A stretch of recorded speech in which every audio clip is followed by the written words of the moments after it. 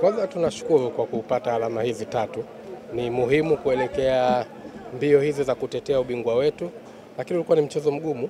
Wenzetu Fountain Gate wamepata muda wa kutosha wa kupumzika, kujiandaa. Kama mnavyojua sisi tumetoka Algeria, safari ndefu, hatukuwa na muda mwingi wa kujiandaa, hatukuwa na muda wa kutosha wa kupumzika, lakini uzoefu na kutambua majukumu yao wachezaji wetu imetusaidia kuamua kupata alama tatu za mchezo wa leo.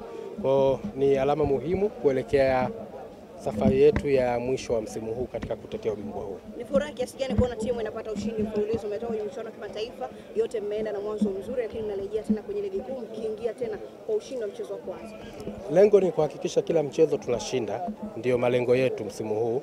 Kwa hiyo hili ni muendelezo wa yale ambayo tumejiwekea kama klabu ya Young Africans, kuhakikisha alama tatu ndio piganio letu la kwanza, na matokeo mengine yatakuwa ni kwa sababu ya mchezo, lakini tatu ndio tunazozitafuta. Tunaelekea ukingoni kuelekea kwenye dirisha dogo. Wana Yanga maoni yao yamekuwa mengi zaidi, pengine kikosi kimekuwa bora lakini wanahitaji pengine kuboreshwa zaidi. Nyinyi kama viongozi, kuna lolote ambalo mmelipanga na mnalifikiria?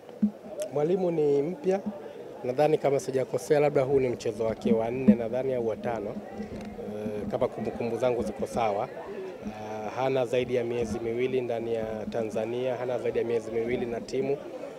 Bado anaendelea kuangalia maeneo yepi kama yapo na waje tena kama yapo ya kuboresha, lakini kwa ujumla tuna kikosi kizuri, tuna wachezaji wazuri, wachezaji wana uzoefu na wanaipa thamani timu yetu. Asanteni sana.